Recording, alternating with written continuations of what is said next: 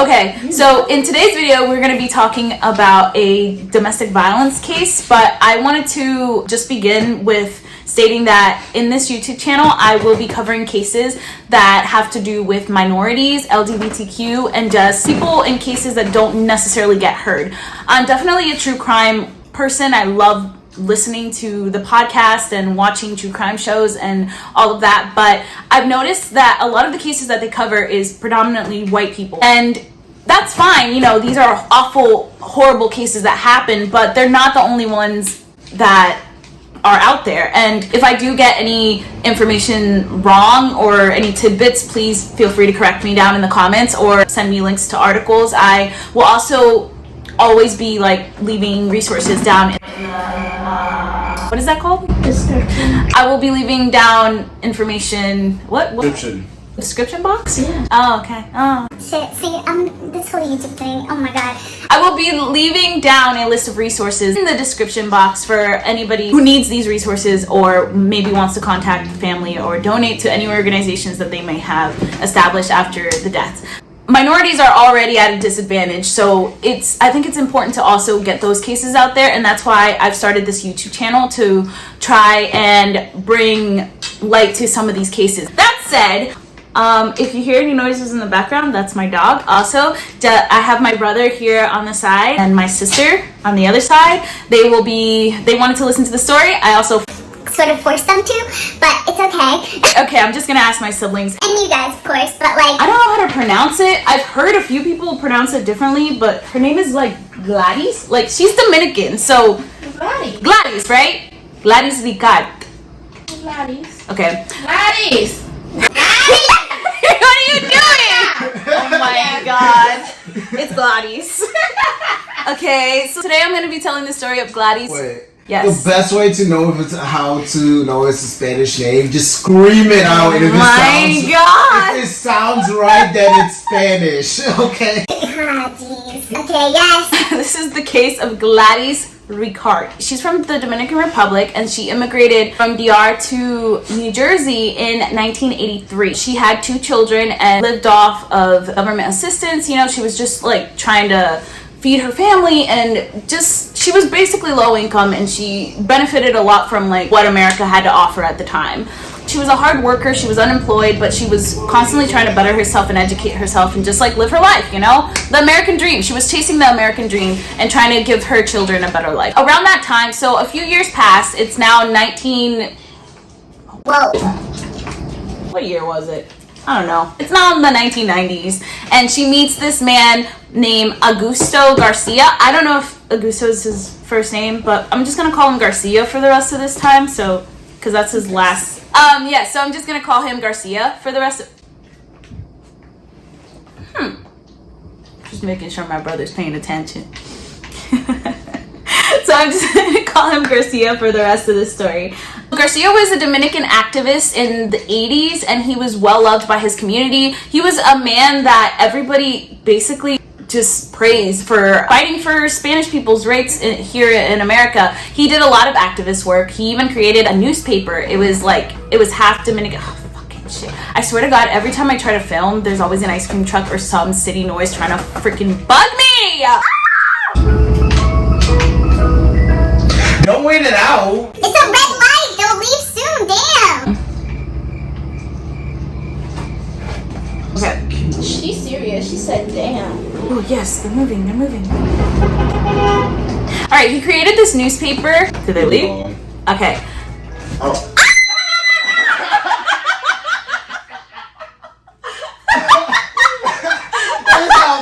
you! He literally said, bitch, I'm still here!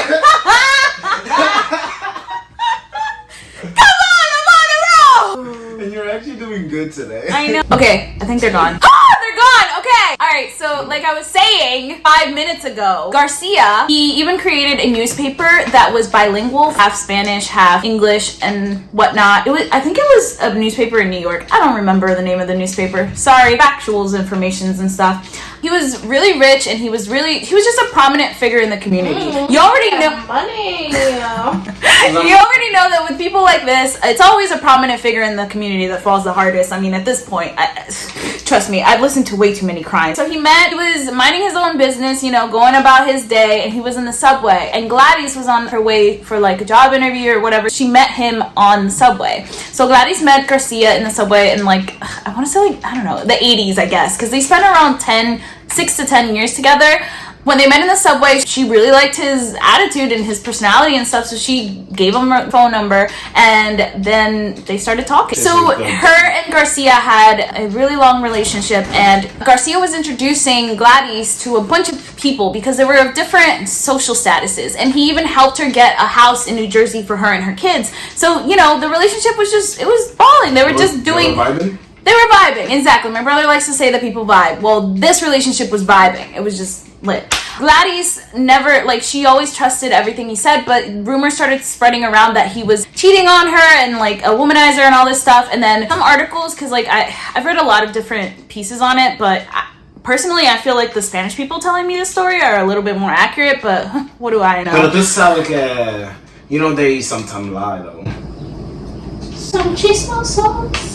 Okay, yeah, so according to everybody, they were a very happy and successful couple. Perfect couple. They had like a house, and he was introducing her to a bunch of like people out of her social class, so everybody was just like really in love with this couple. But on the inside, you know, they were arguing a lot. He was very, very violent and very aggressive towards her, and she wanted marriage. She wanted a stable husband to like settle down with, but he claimed even though he had money and he had the resources, he would claim that, oh no, it's just a wedding is too expensive, I don't really want to get married right now, this is just not the time to settle down and get married or whatever, like let's give it time, even though they had been together for like 6 years at this point. So Gladys was just like over it, honestly. And then the last straw was apparently she caught them cheating. I don't know how, different articles say different things. I don't know if like she walked in on him and saw him with another girl in bed, or if she just like had evidence that he was cheating on her, but she had it. She was like, okay, I'm done with you, we're not doing this, you cheated on me, I don't want to be with you. So they broke up, and then she met a new man really soon after. And then 2 months later, his name was James Preston, and 2 months later she was like, dude, I really love this guy. So literally 2 months after her breaking up with her, which is not to shame her, because if you can move on, literally, if you know something's toxic for you, break up with them and move on. Like, the quicker you can move on, the better. So she, according to her family, she was really in love with this new James guy. He was a musician, he was down to earth, and he treated her like a queen, and that's what she wanted. And he was willing to marry her. So literally they set a date for 2 months after they had started dating to get married. And you know, of course, stop. Garcia was not happy with this. He was upset. Like, he turned into a full jealous, violent boyfriend. That reminds me of something. Ex-boyfriend. Thank you, Catherine. Anyway. What's the girl now? Just listen.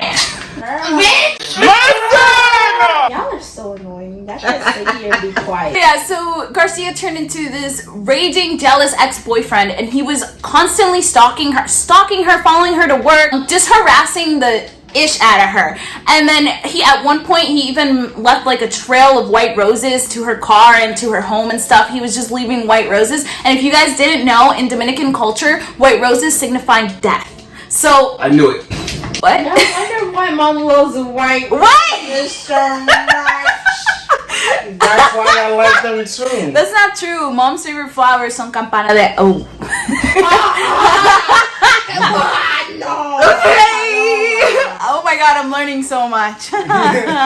Okay, so yeah, he would leave white roses everywhere for her, basically signifying death, because he just seemed really upset, and her entire family knew about this, and they were just very wary of him. She even told her new fiance, James, and she was like, hey, dude, like, my ex is being really creepy, he's constantly stalking me. And at one point, Garcia even showed up at her house with her new man, and literally threw rocks through her window, like, first of all, I don't understand this. He's begging her to give him another chance, but then he's also like stalking her and being violent and being crazy about it. Like, I don't understand that behavior. And if you're experiencing that, please, like, get help, call the cops, move away. Like, I know it's difficult and it's easier said than done. I guess looking back, you're like, oh, she could have done this, and that. But like, honestly, if you're going through a tough time right now, seriously, get help.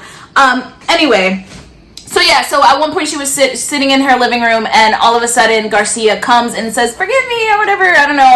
At least that's what I'm assuming, because he's sitting here begging for her to like give him a second chance, but she's like, "Dude, I moved on. James is my husband now," and he threw a rock through a window. And then literally almost hit her. Obviously, she freaks out. She calls the cops, and then the cops come. They detain him. They arrest him or whatever. And then they're like, "Would you like to press charges?" And guess what she does? She pressed charges.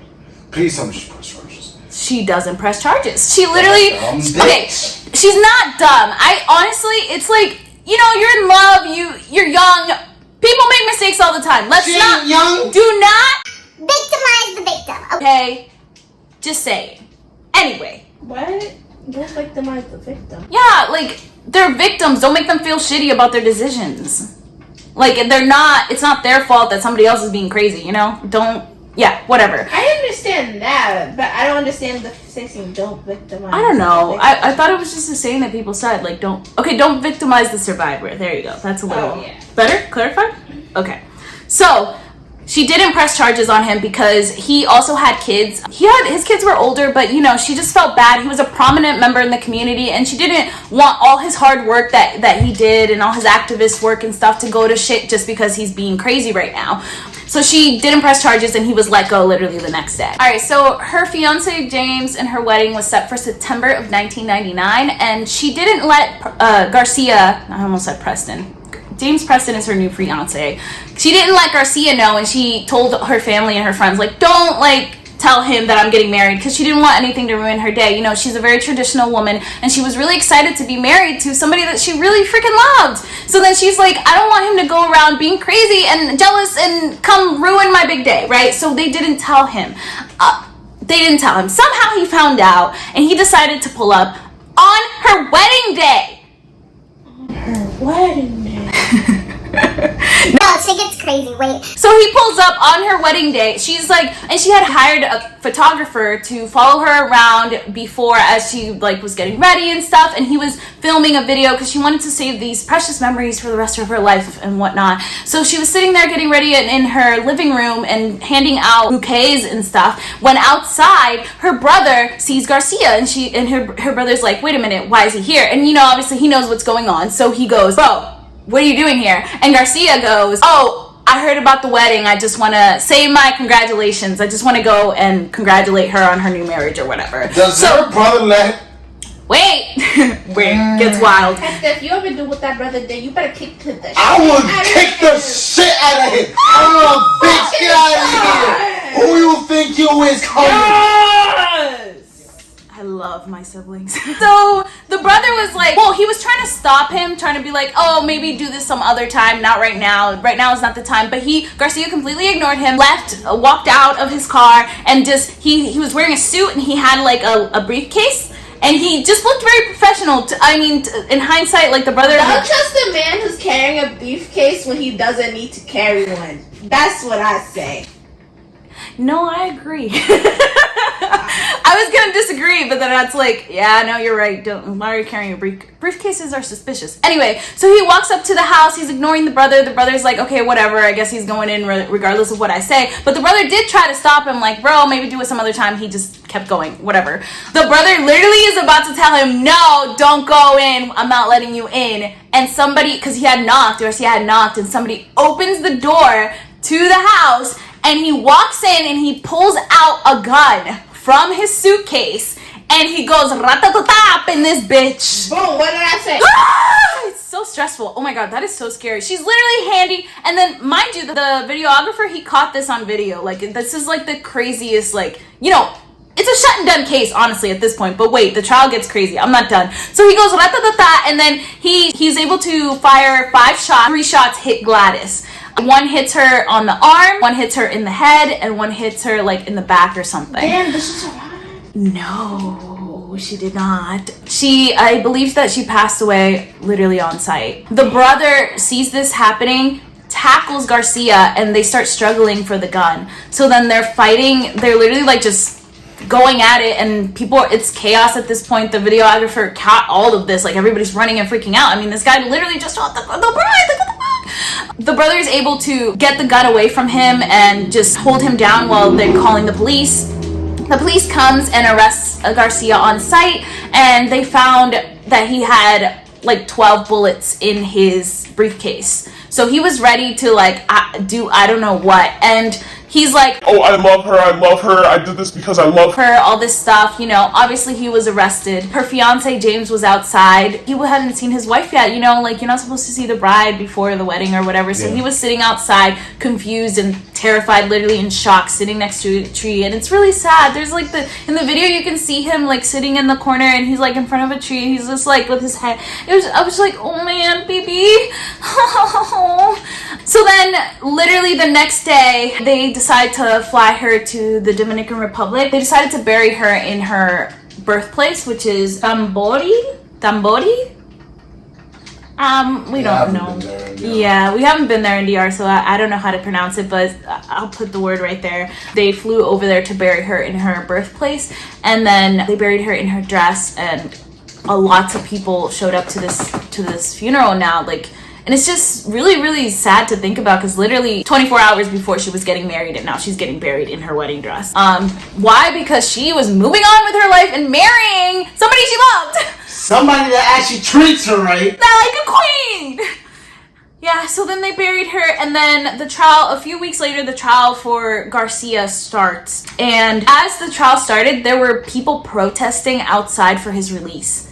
What? Yeah, that's what I was shook to. Yeah, because remember, like I started this story with, he was a prominent figure in the community. He was an activist in the 80s, and people loved this guy. They literally said he could do no wrong. So then they were claiming that, oh, it's her fault. She was actually still in love with him and like playing games with him. Like people were going really crazy about this. And yeah, in the 90s, like they were really like hell bent on saving this guy, but they didn't even have all the facts. And then, so during the trial, Garcia's lawyer tried to argue in court that he had suffered immense pain, emotional pain, when he found out that she was getting married to someone else, and that he went temporarily insane, and that's why he went to her house and decided to shoot her. They were basically trying to plead insanity. You know, and then if he was able to prove that it was a crime of passion, he would only get 5 to 10 years in jail instead of life. But they were going for the death penalty. Like they were trying to, you know, he needs to die. Yeah, essentially, yeah. Obviously, now you're probably thinking, dude, this is a shut and done case, because they have it on video. They literally have a video of him coming in and shooting her and her dying, right? Like there's so much evidence, there's so much witnesses that can attest to what happened.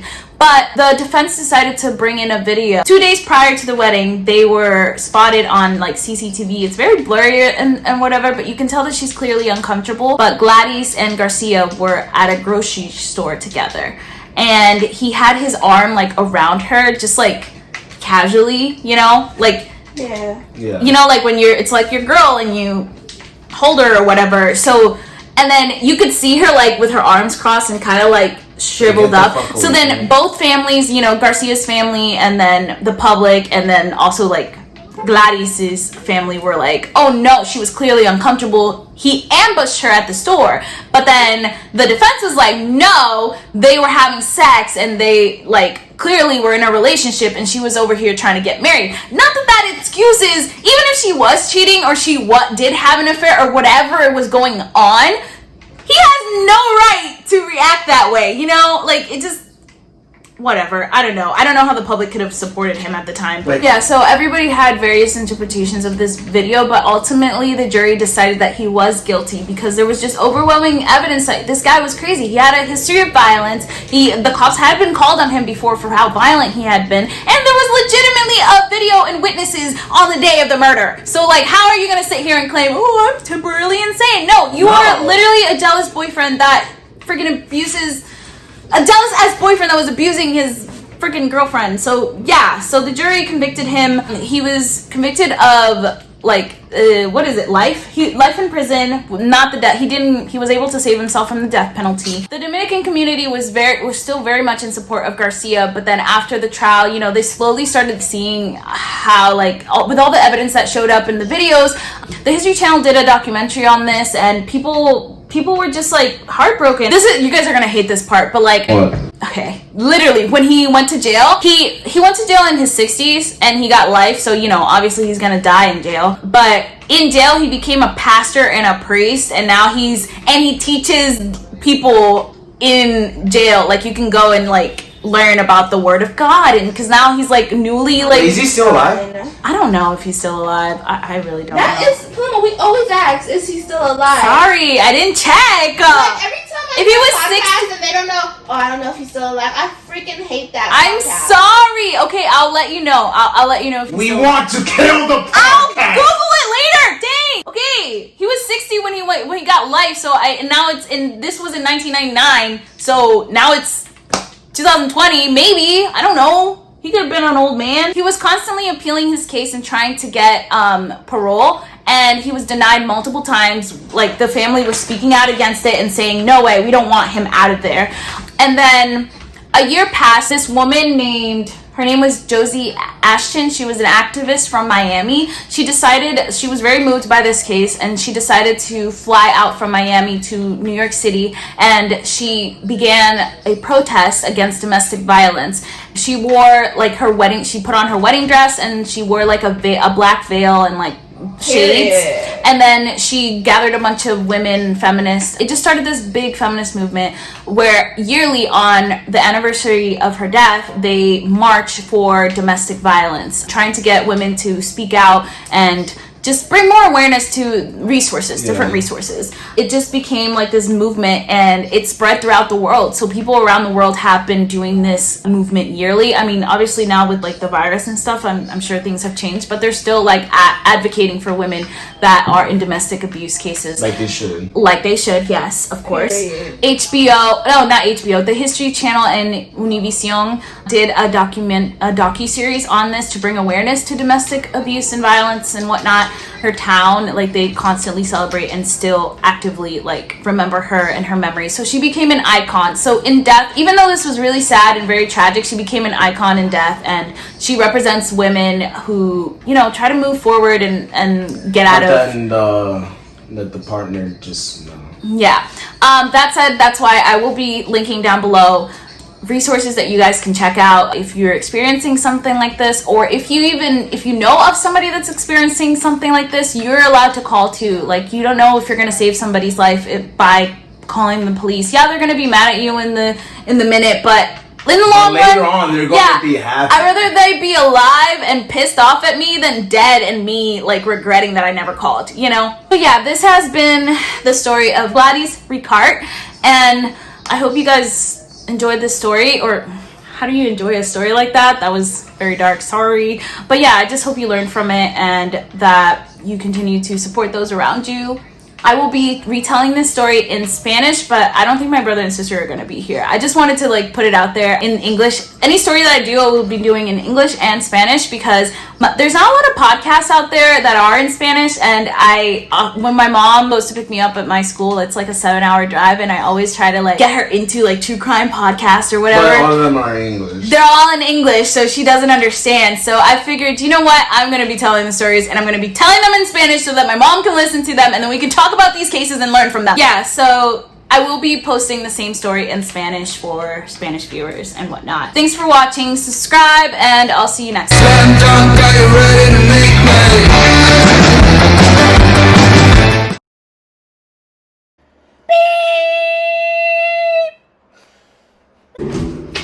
I don't know if I'm gonna keep this in, but if I do, oh well. Like, Ew, you say 2020? 2020. Damn, I'm sorry. Ew! He was wait. Said damn. Damn. They make a pause here, right? They stop here, right? So. I know, but there's no kids out there. I'm not gonna sell anything. That was rude. Hey, you ain't making no money. They're not. They're really not. Oh my god, now the police. It's 911. Was there an emergency? I feel like as soon as I start talking, it's just gonna start up again. Okay. Just stop. Okay, stop. Alright. So, like I was saying, he was an activist in the 80s, and what had happened was Wait, what happened? I don't know. You're supposed to say Oh, wait. What happened? Oh yeah, so baby, you know that's a controversial topic and discussion for another time. But at the end of the video. No. Kathy needs to cook. Because I'm that housewife, right? So that's Wait, how did she die? Baby. See, you're not paying attention. I was paying attention, but then for a little moment I wasn't. How she died? Jesus Christ! Anyway, stop. Pay attention, please, guys. I'm paying attention. I am paying attention. Wait, stop interrupting me. We're interrupting you because we're paying attention. Yes. Kathy just interrupted me to tell me about 6ix9ine. How is that paying attention? We're talking about racism. What? 6ix9ine just posted R.I.P. George Floyd, we matter, and racism. I don't want to see it. I'm done. And then they posted we with the question marks. Jesus Christ. Okay. Woo! Okay, so So either we could do this tomorrow, or you're gonna have to. No. Because tomorrow they're not gonna be out there Yeah, like at all. at all. I didn't know. So oh my god, so the last time that I tried to film it was a Sunday too. Yeah. Oh my god, am I filming only on Sundays? Is that a sign? God, is that a sign? Oh my god! My family bullies me.